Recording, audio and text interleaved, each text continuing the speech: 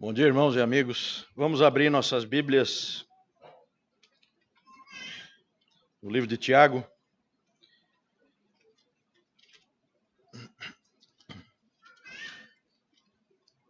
Capítulo 1.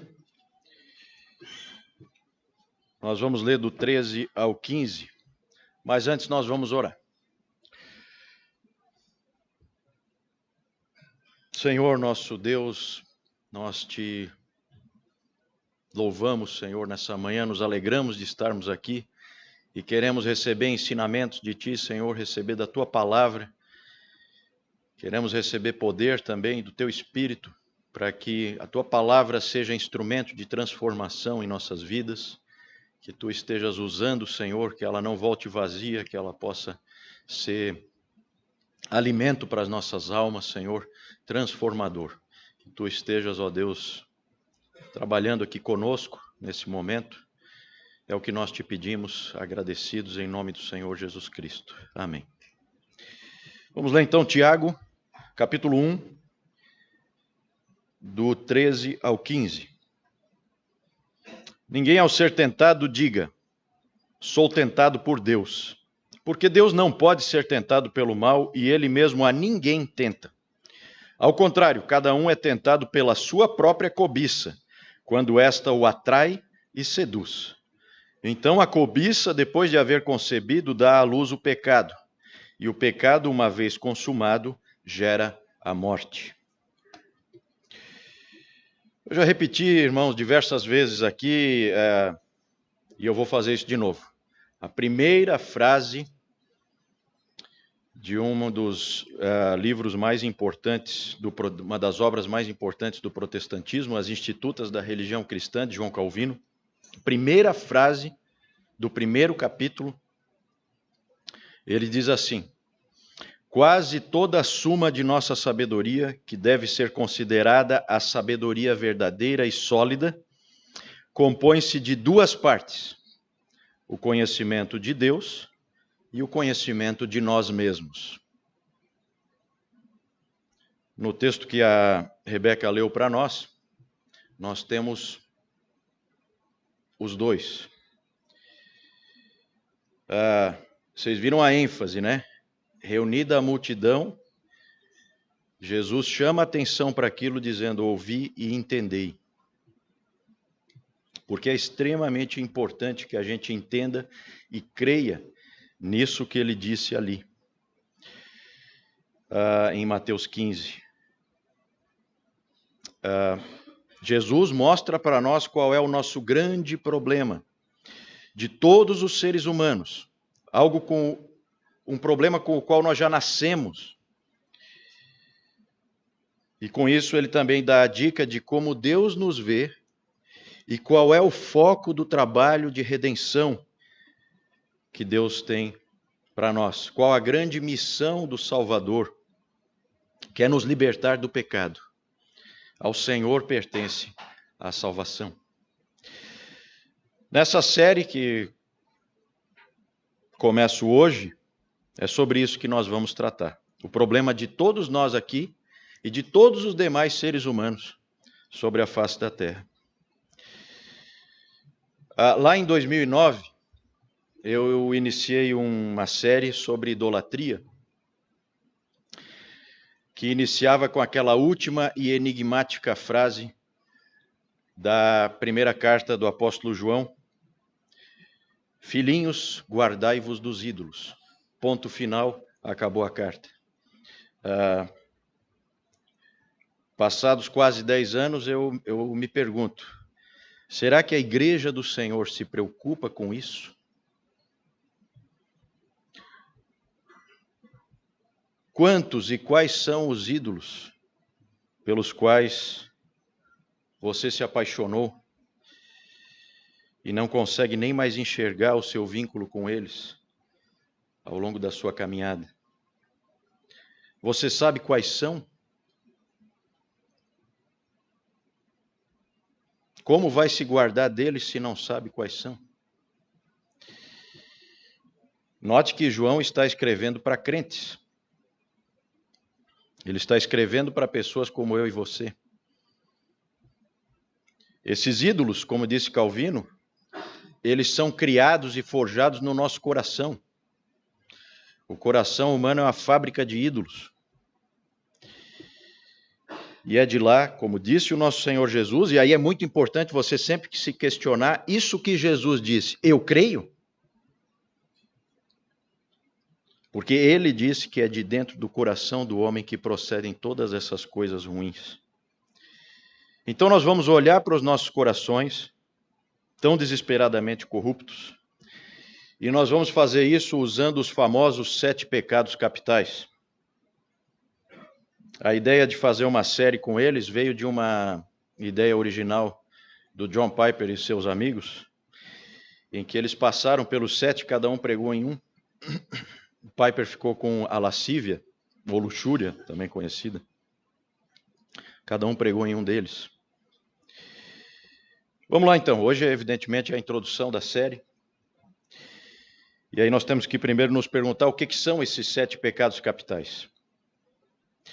Também conhecidos como pecados mortais, ou pecados principais, ou essenciais, porque essa palavra capital vem de caput, que é cabeça. E aí essa palavra ela pode ser usada nesses sentidos também, você pode consultar aí no dicionário, né? Que ela pode ser vista também como mortal ou como essencial, principal. Eu imagino que alguns tenham torcido o nariz quando viram essa série aí anunciada. Devem ter dito, isso aí deve ser coisa lá do catolicismo romano. É por isso que é tão importante a gente conhecer a história da igreja, para não ficar dando bola fora por aí, né? No fim do século IV, ou seja, lá pelo ano 300 e alguma coisa. Vejam bem, eu não disse 1300, eu disse 300 e alguma coisa. Viveu um monge e teólogo muito influente, chamado Evagrius Ponticus. É o Evagrio do Ponto. Lembra aquela região Ponto que fala na Bíblia? Evagrius Ponticus, também conhecido como Evagrio o Solitário. Ele foi aluno de nada mais, nada menos que Basílio de Cesareia e Gregório de Nazianzo, 2 dos grandes pais capadócios. Foi professor de João Cassiano e de Paládio da Galácia. Saiu de Constantinopla, ficou radicado em Jerusalém, e aí se mudou lá para o Egito, para se juntar àquela comunidade dos monges do deserto. Quem lembra da história da igreja, lembra dos monges do deserto. E lá ele escreveu extensivamente muitas obras. Por 17 anos ele conviveu com aqueles monges do deserto que se afastaram de toda a influência do mundo, de toda a convivência com pessoas que não fossem consagrados e dedicados àquela obra de ascetismo extremo. E convivendo naquela comunidade que não tem influência externa, veja que interessante, ele percebeu que havia 8 males que constantemente atormentavam aqueles homens. Então, em um dos seus escritos, chamado Prácticos, ele escreveu sobre esses 8 males fundamentais que afligiam o ser humano, mesmo sem esses estímulos externos. A catalogação daqueles males ajudou a comunidade a enfrentar o mal na sua raiz e não nas suas manifestações. E a raiz a gente sabe, como o Senhor Jesus nos ensinou, ele nos ensinando o conhecimento de nós mesmos, a raiz desses males todos é o coração. Mais tarde, no início dos anos 400, seu discípulo, João Cassiano, traduziu esses 8 males para o latim. Vejam que a origem de tudo isso é lá na igreja grega. Nada tem a ver com o catolicismo romano, tem 0 a ver. E aí, João Cassiano traduziu isso para o latim, e aí sim, você tem isso chegando no Ocidente. Em 590, Gregório I, o Grande, né, uma das maiores figuras da história da igreja, ele mexeu um pouco naqueles 8 males e uniu vanaglória com supérvia, que você pode imaginar o que seja, né? Vanglória com soberba, e uniu também tristítia, que é a melancolia, com a assédia, que é o descaso, a apatia, e acrescentou a inveja. E com esses ajustes nós temos a lista definitiva que a gente conhece, que está aí na cultura pop, inclusive, né? São eles: orgulho, inveja, ira, indolência ou preguiça, né? Avareza ou ganância, gula e luxúria ou lascívia. Mas por que esses 7? Esses foram escolhidos não por serem mais mortais que outros pecados. Todo pecado é mortal. Nós vimos aqui no texto de Tiago, certo? O que diz ali? O pecado, uma vez consumado, gera a morte. Qualquer pecado. Todos eles são mortais. A escolha desses 7, ou desses 8, dependendo aí da classificação, é que esses são pecados que geram outros pecados. São pecados fonte, pecados raiz, que dão origem a outros pecados. Para a gente situar isso aqui no nosso texto de Tiago, eles são manifestações com nuances específicas daquela cobiça que seduz e atrai. Eles vêm de dentro, inesperadamente, com muita força, surgem no coração. A palavra cobiça aí no texto de Tiago é epitúmia, um desejo muito, muito forte que surge no coração. Nós falamos bastante sobre essa palavra lá naquela série sobre idolatria. João Cassiano, quando ele fez aquela tradução para o latim, ele percebeu que esses 8 maus pensamentos, esses 8 males, podiam ser colocados num contínuo, numa gradação, vindo daqueles pecados mais carnais, entre aspas, começando com a gula, que a gente tem desde bebê, indo até o orgulho, que é o mais espiritual, entre aspas, né? Mais sofisticado, vamos dizer assim, para o mal, né? E essa lista foi usada por séculos para que os cristãos pudessem ver de onde estavam vindo os males que se manifestavam na vida deles. E aí, buscarem ativamente mortificar esses males, como a palavra diz para nós fazermos, e buscarem as virtudes correspondentes. Quais sejam? Humildade, generosidade, castidade, amor, temperança, paciência e diligência. É claro que nós poderíamos trabalhar e falar sobre pecado e sobre ética cristã de outras formas. Mas essa antiga lista continua sendo útil, porque todos nós sabemos que esses demônios, entre aspas, que habitam no nosso coração,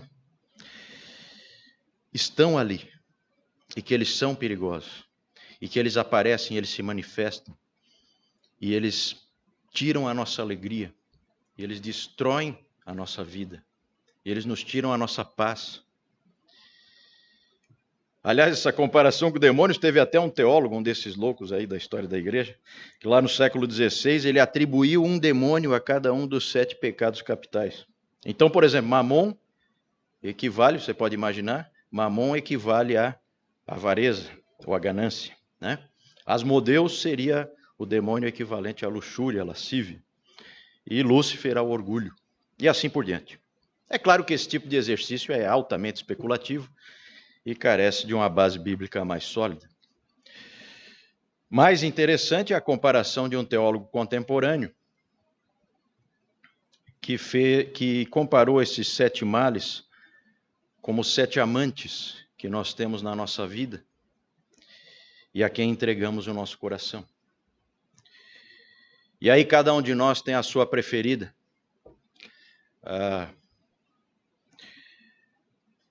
Mas, de maneira perversa, amamos todas elas em alguma medida. E elas vão acabar conosco se não as abandonarmos e nos voltarmos ao nosso único objeto de amor e devoção, que é o nosso Deus e o nosso Senhor Jesus Cristo. E aí nós temos que pensar, né? Qual é a nossa amante favorita? Está na hora de abandonar todas elas.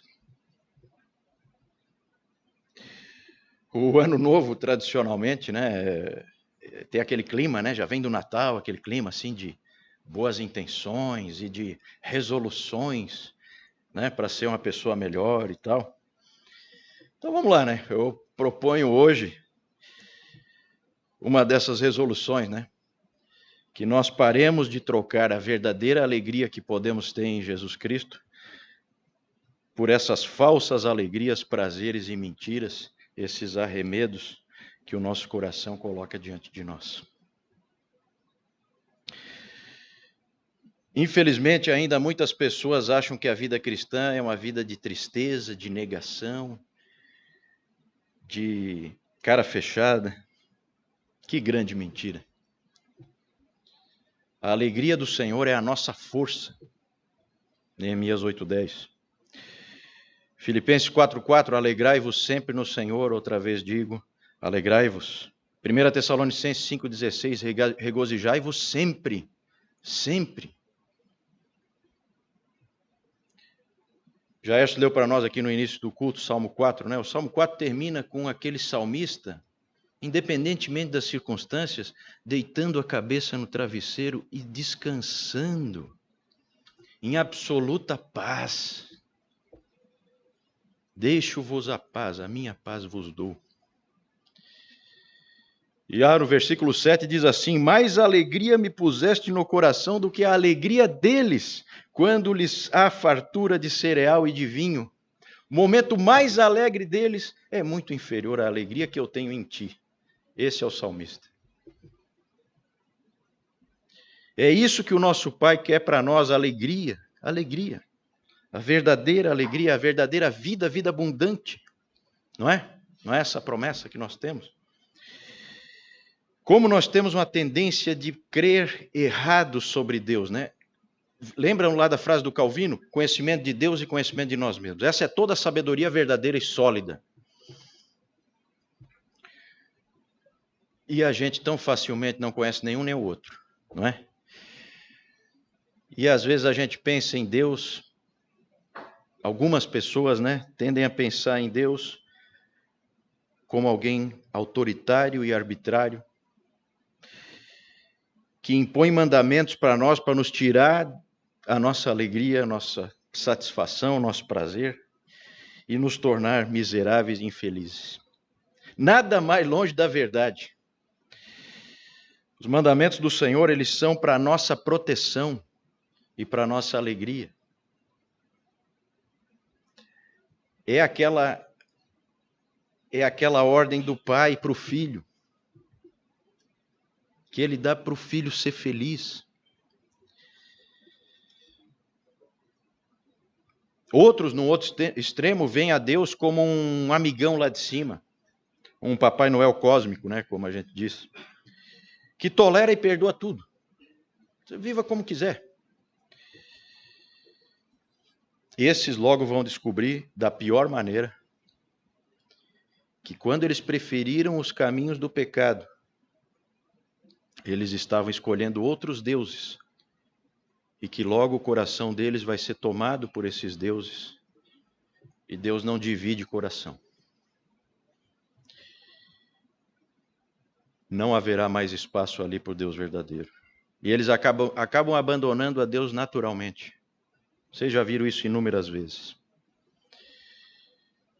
O pecado sempre é uma declaração de que alguma outra coisa diferente de Deus é mais desejável do que Deus.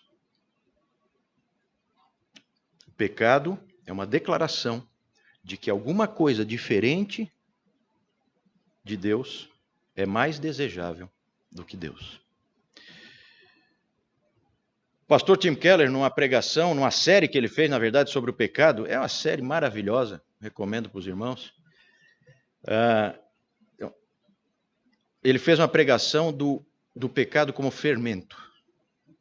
Ele sempre faz assim, pecado como isso, pecado como aquilo, pecado como aquele outro, porque a Bíblia ela é multifacetada, então ela nos ensina de várias maneiras diferentes. E aí tem esse sobre o fermento. Claro que ele está se referindo lá a Mateus 16, que vem logo depois aqui desse texto de Mateus 15, que a Rebeca leu para nós, em que ele fala 2 vezes para os apóstolos, acautelai-vos do fermento dos fariseus e saduceus. E ele dividiu aquela pregação em 3 partes. Primeiro, que o fermento atua de forma invisível. Segundo, que o fermento se espalha muito rapidamente. E terceiro, que o fermento tira toda a doçura. Ora, irmãos, as pessoas no tempo de Cristo, elas sabiam que quando elas colocavam fermento na massa, ele se espalhava por toda a massa e que isso era algo invisível. Você só vê os efeitos, aquela massa crescendo. Hoje, nós sabemos que o fermento são micro-organismos que comem o açúcar da massa e transformam em álcool e gás carbônico. O álcool evapora e o gás carbônico fica preso. Que são aquelas bolinhas, né, que a gente vê na massa, né, depois que está pronto lá o pão, o bolo, né? E as pessoas sabiam que tem uma hora que você tem que levar a massa para o fogo. Porque se aquele processo continuar, a massa azeda.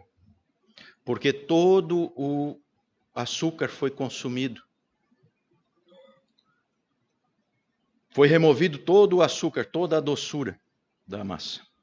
E é exatamente isso. Essa é a ilustração que os pregadores podem pregar, mas a ilustração é de Jesus, certo? Os pregadores podem trabalhar em cima, mas a ilustração é dele, do nosso Senhor, do nosso Rei.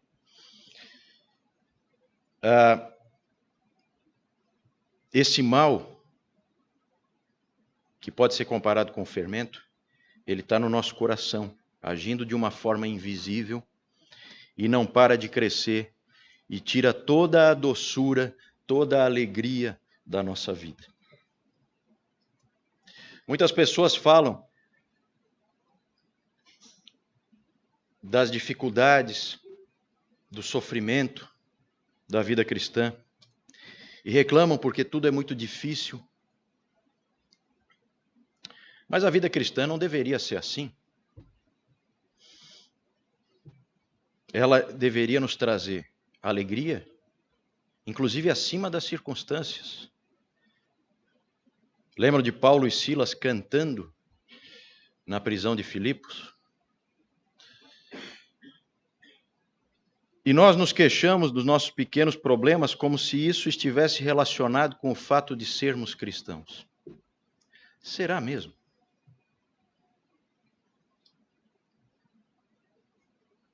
Às vezes a minha desconfiança é que nós estamos sendo enganados de novo.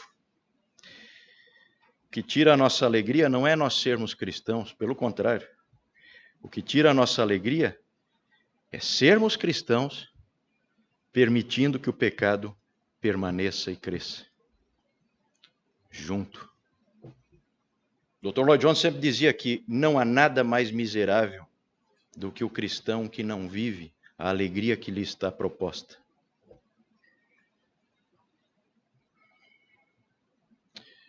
Vamos ver alguns exemplos, só para a gente pensar um pouco melhor.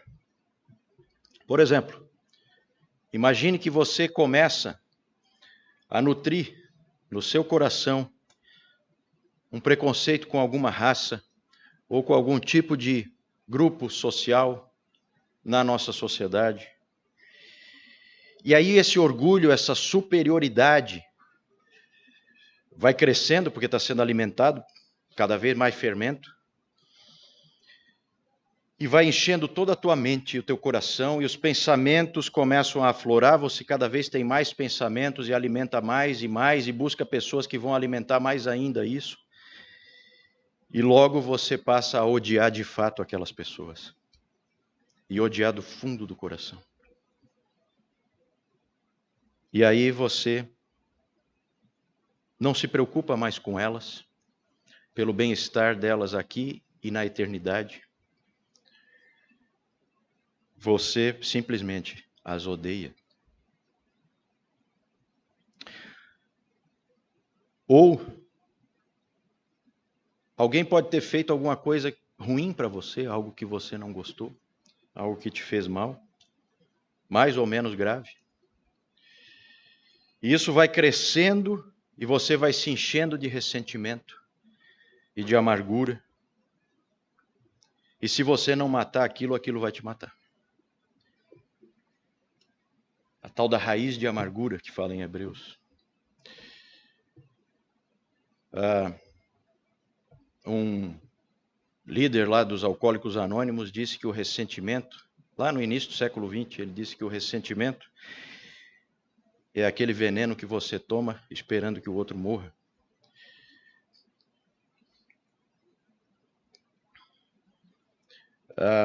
E aí você passa a ser uma pessoa deformada pelo pecado, como dizia C.S. Lewis, né? Lewis, que você cada vez vai sendo mais deformado pelo pecado. Quanto mais pecado na tua vida, mais ele te deforma. Inclusive, ele trabalha isso na questão do inferno, né? Quando Deus te abandonar, aí a deformidade vai ser sem limites. Naquela grande mensagem dele, o peso da glória, ele fala sobre isso. Mas você já pode ir sendo deformado pelo pecado aqui. E você vai se tornando uma pessoa que reclama de tudo, cheia de ressentimento e desprezando as pessoas. E aí as pessoas começam a te desprezar também, e aí você, num ato de orgulho, começa a se justificar, né? Porque olha como elas me desprezam. E elas passam a desprezar porque você é uma pessoa desagradável, difícil. E aí é esse ciclo vicioso. E no fim você arruinou a sua vida e nem percebeu. Nem percebeu. Porque o fermento cresceu de forma invisível, tomou conta de tudo muito rápido e tirou toda a doçura da sua vida. Ou você pode, um terceiro exemplo, você pode alimentar pensamentos impuros em relação a alguma outra mulher que não é sua esposa. Isso não vai ficar só na primeira fantasia. Virão outras. Isso vai crescer. E logo você terá outras fantasias com aquela mulher, e logo terá fantasias com outras mulheres. E você vai fantasiando sempre mais e mais. E das duas, uma. Ou isso explode e vem para fora, acabando em algo grave e vergonhoso, como um adultério, com todas as suas consequências horríveis, destrutivas, de vidas.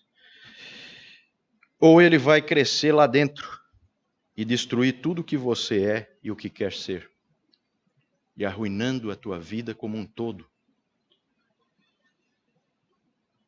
E você logo não vai mais conseguir. Sabe o que vai acabar acontecendo? Você não vai mais conseguir apreciar a tua esposa. Porque ninguém pode viver de fantasias. E ela não pode satisfazer as suas fantasias. E aí toda a doçura terá sido consumida na massa.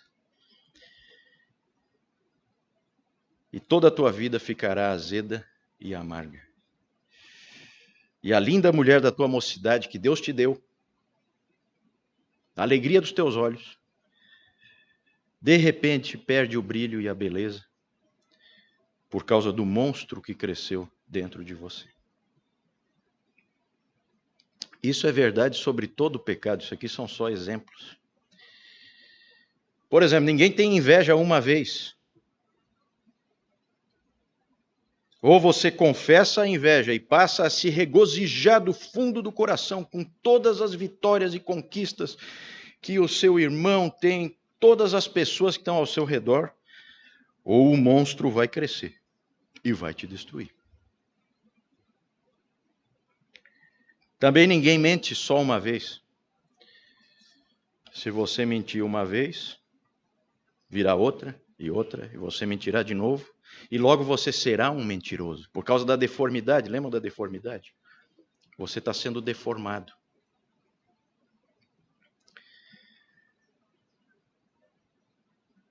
Ou você se compromete a ser verdadeiro, a qualquer preço, custe o que custar, ou toda a doçura da vida será sugada por aquela sua complacência. Graças a Deus que nós não ficamos lançados a nós mesmos nessa sorte infeliz de deformidade progressiva. Porque você deve estar pensando aí, né? Poxa, Juliano, de novo? Acabou de passar o Natal, agora vem o Ano Novo. E você vem falar sobre isso? Que mania, que estraga prazeres. Não, meus irmãos, o estraga prazeres é o pecado. O exterminador de alegria. E eu acho que nós precisamos falar de pecado, sempre de novo. Esse é o nosso trabalho, porque todos nós aqui somos pecadores. Todos nós temos todas essas coisas aí. E nós precisamos nos ajudar, mutuamente, como igreja.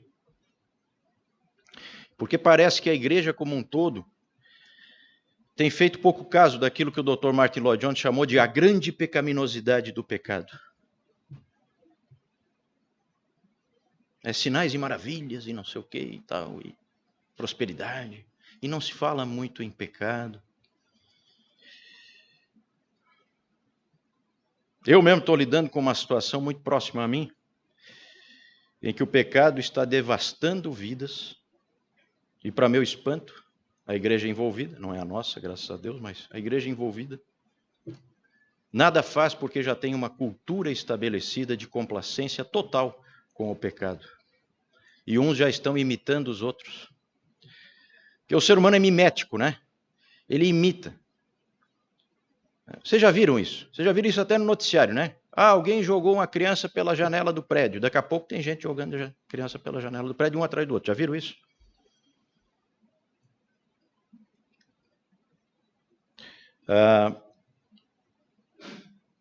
E aí, quando você tem uma cultura de descaso para com o pecado na igreja, aí a igreja não sabe o que fazer, não tem disciplina eclesiástica.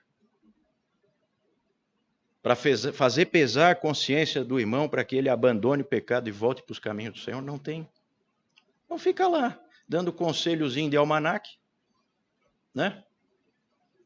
E o pecado comendo solto, destruindo vidas. O fermento vai levedando toda a massa, o monstro vai crescendo. E é triste isso.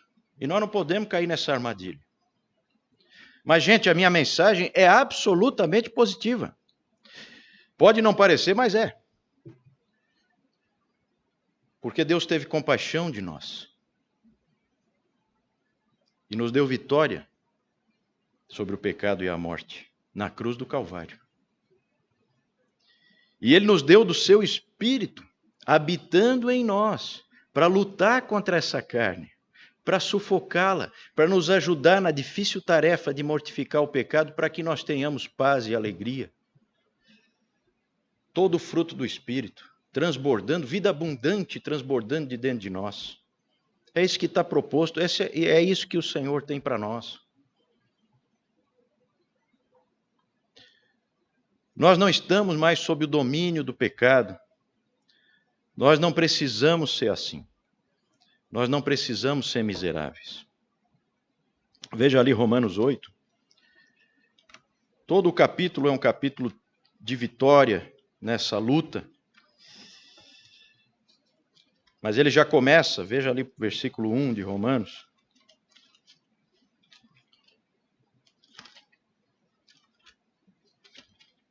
Romanos 8,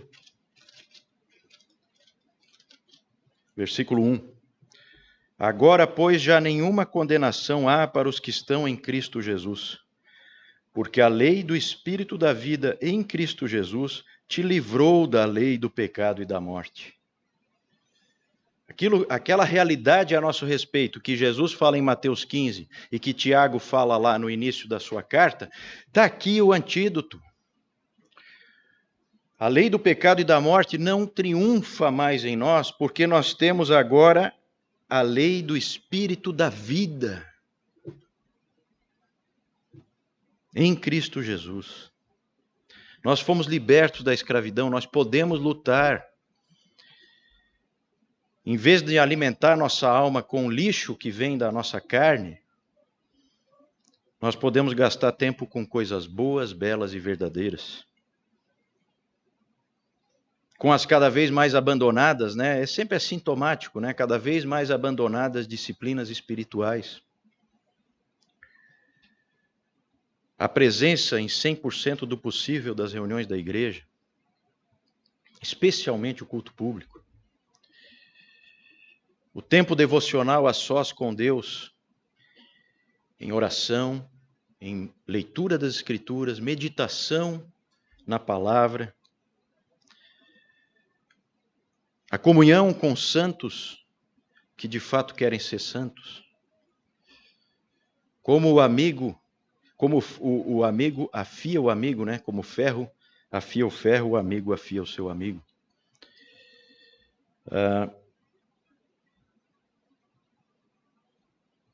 A vigilância, que o Newton sempre fala aqui, né? O nosso decano aí, o Newton, sempre fala aqui da vigilância. Que disciplina espiritual esquecida. Filhinhos, guardai-vos dos ídolos. Sem vigilância, você está morto. Está morto. Mortaço. Vigilância é isso, guardar-se, proteger-se. Guarda o teu coração, Provérbios 4, que dele procedem as fontes da vida.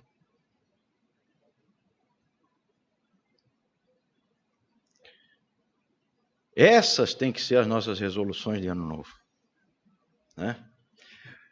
Porque aí sim a gente vai ser feliz, a gente vai ter paz e a gente vai transmitir isso para quem está ao nosso redor. E isso é maravilhoso. Quem é que não quer isso? Quem é que quer ser aquele monstro? Sigamos o exemplo de Moisés. Vamos ver ali em Hebreus. Hebreus 11. Hebreus 11, 24 a 26.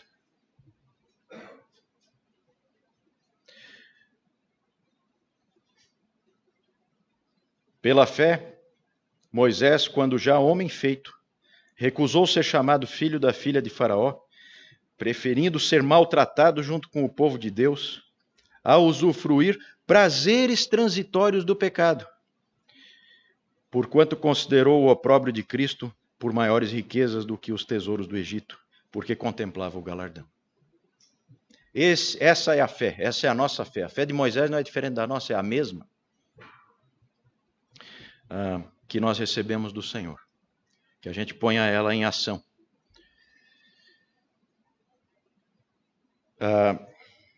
Nas próximas pregações, nós vamos passar por cada um desses pecados capitais com o objetivo de ficarmos vigilantes em relação a cada um deles. Nós começaremos com os mais espirituais, né, entre aspas, indo para os mais carnais, também entre aspas. Todos eles são carnais, na verdade, né? E que o Senhor nos ajude nessa missão. Eu queria terminar com uma frase fundamental do grande clássico do puritano John Owen, A Mortificação do Pecado, em que ele exorta a cada um de nós, e a ele mesmo, né, Ele diz o seguinte a respeito da nossa obrigação de mortificar o pecado. Ele diz assim: nunca desista disso enquanto viver. Não descanse nem um dia desse trabalho. Continue matando o pecado, ou ele te matará. Vamos orar? Senhor, obrigado porque nós temos em Ti todos os recursos para que a gente possa lutar. Perdoa-nos, Senhor, pela nossa complacência, pelo nosso descaso, pela nossa falta de diligência e vigilância. E dá-nos agora muita vontade, Senhor, no coração, de buscar essa vida abundante que somente Jesus Cristo pode nos dar. Que Tu nos perdoes por termos entristecido o Teu Espírito, que a gente possa realmente fazer aquilo que Tu nos disseste para fazermos, que é mortificar a carne e viver no Espírito. Que a gente aprenda isso, que a gente se estimule mutuamente a isso, Senhor, que essas reflexões que a gente vai fazer nessa série possam ser úteis também nesse sentido, que essa nossa reflexão hoje possa ter sido útil nesse sentido, que a gente possa lembrar que o mesmo problema que nós passamos foi o problema de todos os nossos irmãos em todos os séculos, em todas as circunstâncias, e que a gente possa ter a alegria de saber que Tu estás conosco e nos ajudas e nos fortaleces, e que a gente pode sim crescer na Tua graça, aguardando ansiosamente pelo bendito dia em que estaremos contigo, glorificados, Senhor, na Tua presença, já livres em definitivo da carne e do pecado. Nós Te agradecemos pela vitória de Jesus Cristo sobre o pecado e a morte na cruz do Calvário, pela Sua ressurreição e ascensão, e porque Ele reina soberano sobre tudo hoje, e porque Ele é Senhor da igreja.